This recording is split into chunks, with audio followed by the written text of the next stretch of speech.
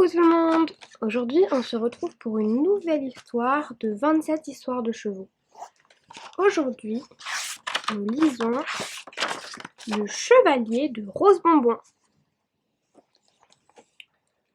Ce matin, le Chevalier de Rose Bonbon court dans tous les sens. Il prépare sa palette, ses pinceaux et ses précieux tubes de couleurs.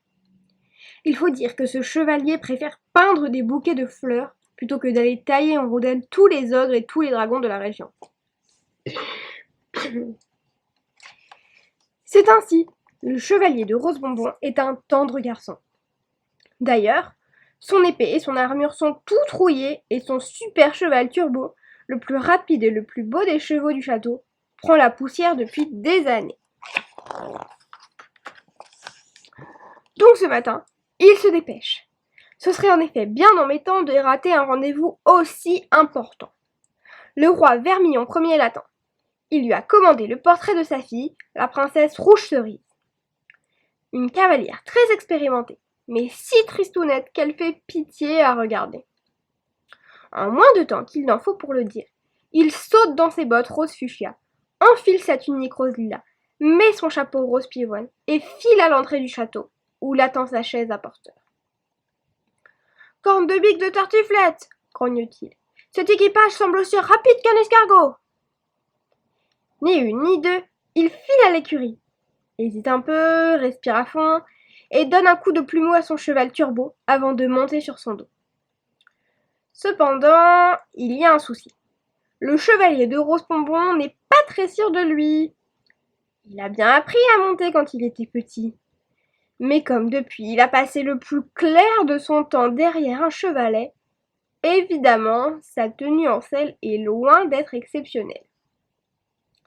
Tant pis, le voilà parti. Il s'accroche, va, court et galope. Mais au premier tournant, patatri patatras!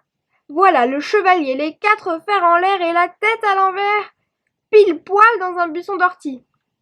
Ah, mes amis, nul n'a jamais vu un chevalier aussi déconfit. Vite, il se ressaisit et remonte en selle.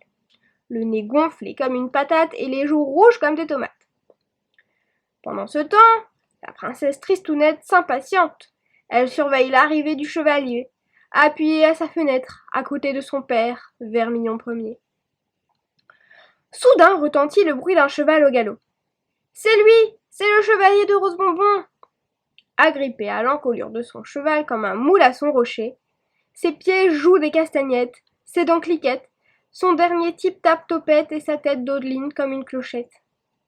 Il est vraiment amusant à regarder. D'ailleurs, la princesse, pour la première fois depuis 18 ans, rit aux éclats. « Ah, mon père, qu'il est drôle celui-là !» Elle est ravie de voir un garçon si rigolo doté du plus beau de tous les chevaux. Dommage qu'il soit affligé d'un si vilain nez, pense-t-elle en secret.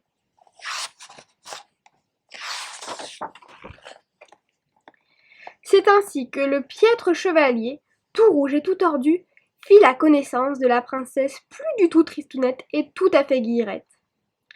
Il annonça qu'il réaliserait son portrait en 3 séances.